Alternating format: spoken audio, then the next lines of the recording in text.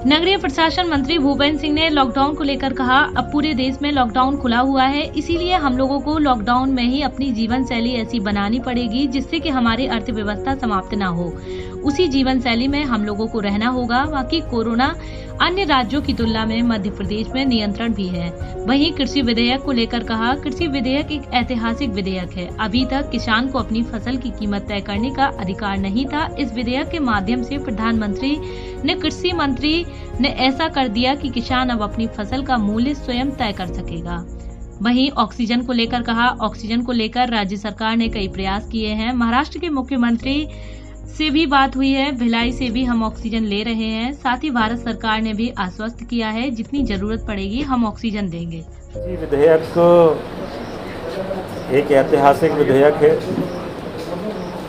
अभी तक किसान एक ऐसा था पूरे देश में जिसको अपनी फसल की कीमत तय करने का अधिकार नहीं था। इस विधेयक के माध्यम से माननीय प्रधानमंत्री जी ने, माननीय कृषि मंत्री जी ने, किसान अब अपनी फसल का मूल्य स्वयं तय कर सकेगा और उससे किसान को फसल का अच्छा मूल्य मिलेगा। ये जो बाध्यता होती थी कि हमें मंडी में जाना है और मंडी में जो रेट व्यापारी लगाएगा उसी रेट पे हमें माल बेचना पड़ता था, अब हम एग्रीमेंट करेंगे, जो हमें ज़्यादा रेट देगा उसको हम कहीं भी देश में बेच सकते हैं। और इससे अनेक कंपनियां एक तो उसकी गुणवत्ता में सुधार करेंगी।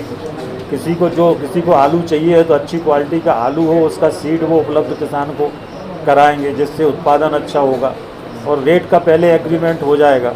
तो इससे किसानों के लिए एक क्रांतिकारी निर्णय है और इससे किसान की आय सीधी दोगुनी हो जाएगी। इसलिए जो लोग विरोध कर रहे हैं गलत विरोध कर रहे हैं।